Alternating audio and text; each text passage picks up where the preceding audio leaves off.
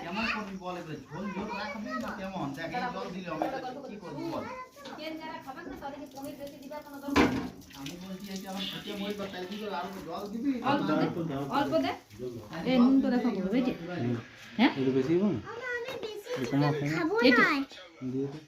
আমি বেশি চিকেন খাবো না হ্যাঁ তাহলে পুলি দিবে ওর রান্না করছে জল দিব একটু জল দিই কল দিই লঙ্কা বেটে দিব গরম লগে হ্যাঁ ডাকতে যাও তাহলে গোটা গোটা লঙ্কা বেটে